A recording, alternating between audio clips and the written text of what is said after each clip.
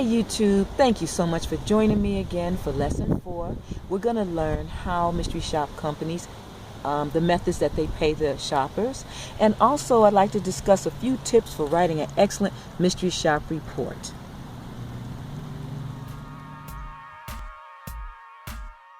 Each company pays differently. That's why it's important for you to check the payment information with each company before you accept a job. Most companies I've dealt with pay between 4 to 6 weeks, but some pay as far out as 8 weeks after you've completed the job. Personally, in my 7 years as a shopper, I've never been ripped off by a company refusing to pay me. Most companies are going to pay you electronically through PayPal. However, some of the companies paying through PayPal may require that the same email address they send you jobs on is the same email you use to receive your payment through PayPal.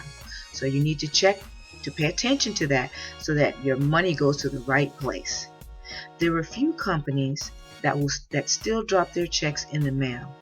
I don't particularly care for this method of payment because checks can get lost. Yes, it has happened to me a time or two. Also, you never know exactly when you're going to get paid.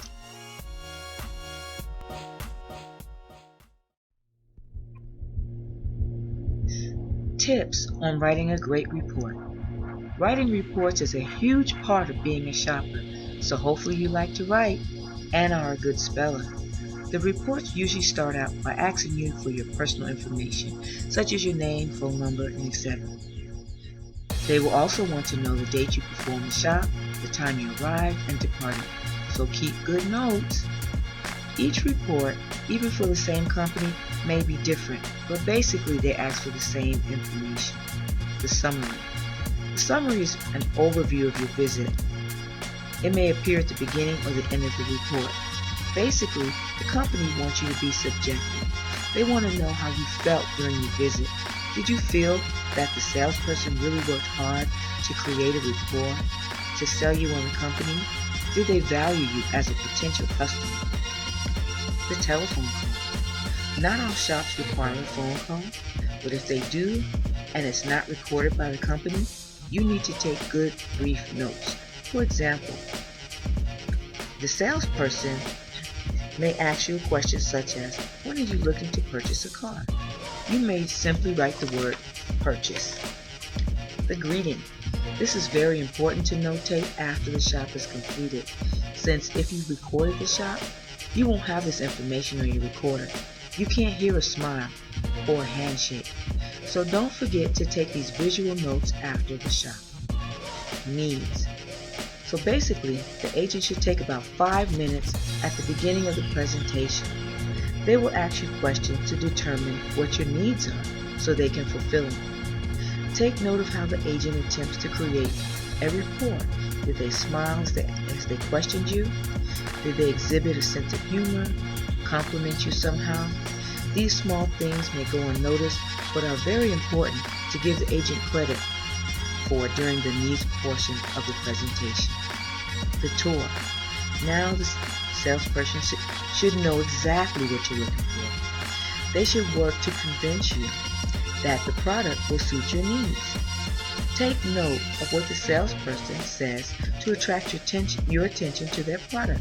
For example, if it's a car shop, the salesperson should point out the many features of the car. They may choose to demonstrate a few of the features for your benefit, such as the navigation system. He may allow you to back the car up using the navigation system to show you how easy it is and how helpful a feature it is to have on the car. The closing. Now the salesperson should pressure you to buy their product. Take notice of these types of statements. If a car shop, the salesperson may say something like, "This is my last model in this particular color," or "Tomorrow's the last day of the sale," or "When are you looking to purchase a car?" Some reports may ask you details about the facility, so take notice of the grounds, the condition of the building, the glass. They may want you to check the bathroom. Was it clean? Did it have sufficient paper, soap, and towels? Details about the agent, the height, weight, race, age, eye color, clothing. Were they wearing a name tag? Now, if it's a car shop, they may ask you details about any absences. If the salesperson left you alone, the purpose of the absence, the time the absence started and stopped. A recorder is an invaluable tool for a great mystery shop report. However, you still need to take visual notes. Especially if you're new to shopping, please take a few moments and review the report before you visit the community so you know exactly the questions the report will ask of you.